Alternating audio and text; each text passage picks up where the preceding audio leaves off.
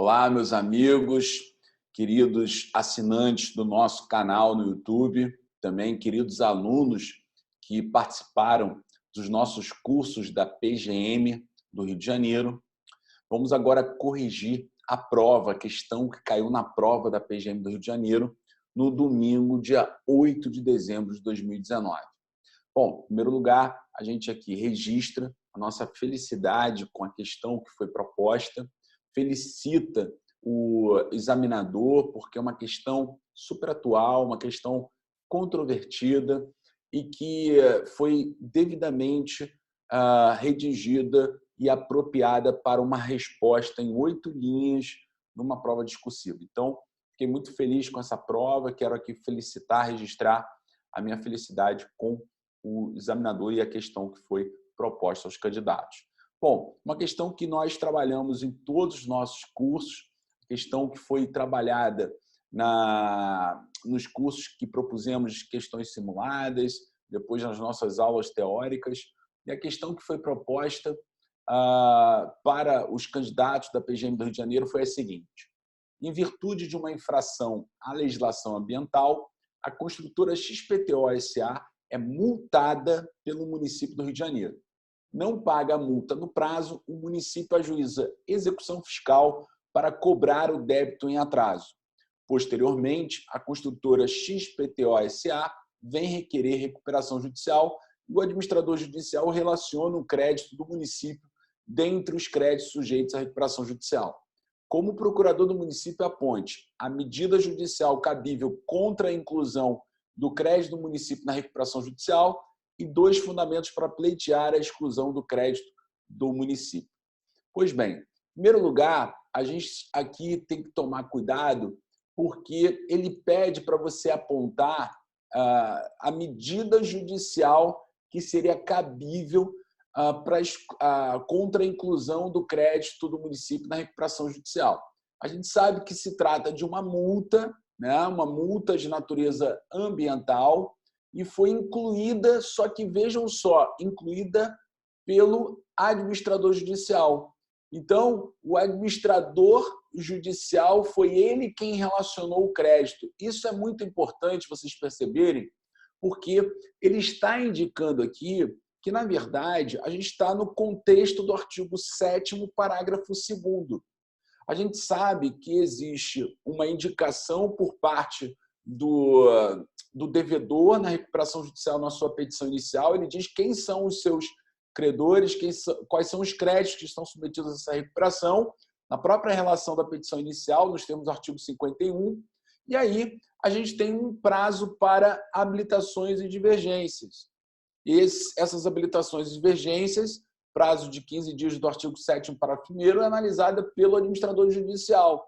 Ele tem 45 dias, nos termos do artigo 7º, parágrafo 2º, para analisar esses créditos. Então, a questão aponta, direciona, então, para o fato de que foi o administrador judicial que incluiu esse crédito. Então, a gente tem que perceber o seguinte: nesse contexto, a gente deve prever a medida de impugnação judicial.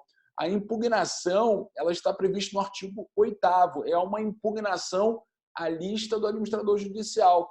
Então, nós devemos ter essa possibilidade de fazer a impugnação para excluir esse crédito, pelo menos, né, a gente está fazendo prova para o município do Rio de Janeiro, como procurador do município, a gente faria a impugnação para excluir esse crédito da recuperação judicial.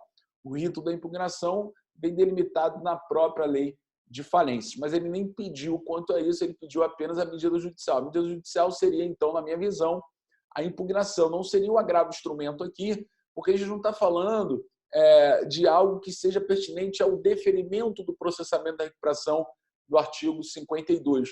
Então, na minha perspectiva, o que a gente está aqui é diante de um cenário que envolve a impugnação judicial. Depois da impugnação judicial, contra a sentença que julga a impugnação judicial, cabe agravo instrumento na forma do artigo 17, mas não é um momento processual ainda, pelo menos pelo contexto que foi indicado nessa questão. Então, com isso, indicamos aos nossos alunos que a resposta deve passar, então, pela impugnação e não pelo agravo de instrumento.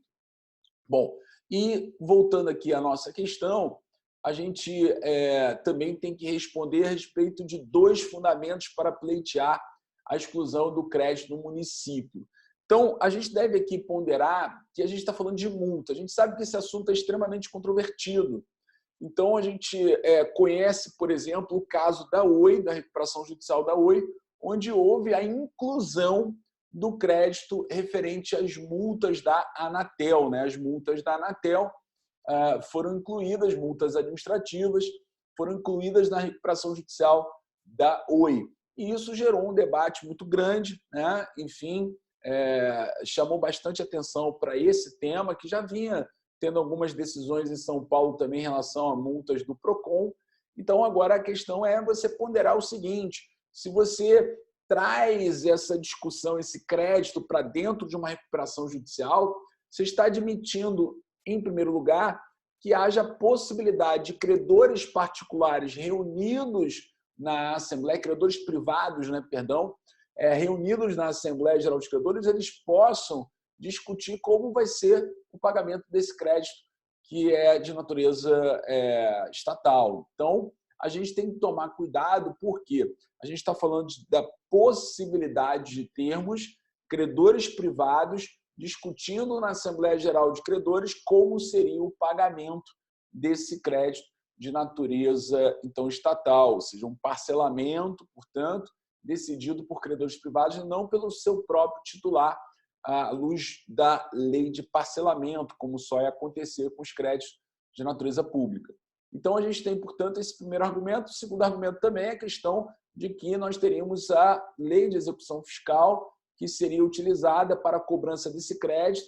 Afinal de contas, a gente tem que levar em consideração que se trata de um crédito que tem a particularidade, a especificidade de ser cobrado através da execução fiscal, né? Então, a gente sabe que a dívida ativa ela pode ser tributária ou não tributária, mas a não tributária, que se incluiria a multa tributal, a multa ambiental, também teria, portanto, a possibilidade de ser cobrado através de execução fiscal.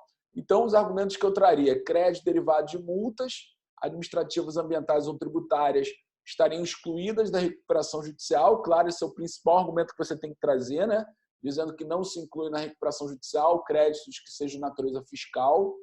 A possibilidade de particulares decidirem sobre o crédito de natureza pública, que estaria sendo discutido numa Assembleia Geral de Credores. Então, isso não seria possível, também seria um segundo argumento.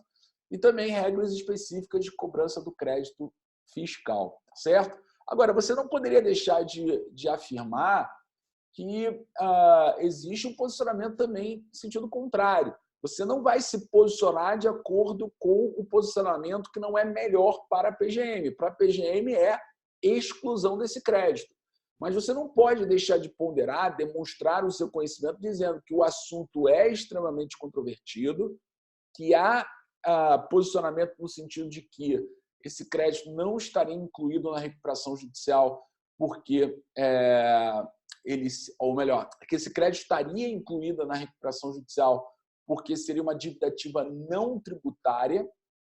Então, apesar de ter a particularidade de termos ali uma execução fiscal para sua forma de cobrança, como não se trata de multa tributária, seria uma multa administrativa ou ambiental, então essas multas elas estariam incluídas na recuperação. Você vai discordar disso, vai dizer que tem que excluir, mas, num primeiro momento, você tem que indicar que você conhece a controvérsia.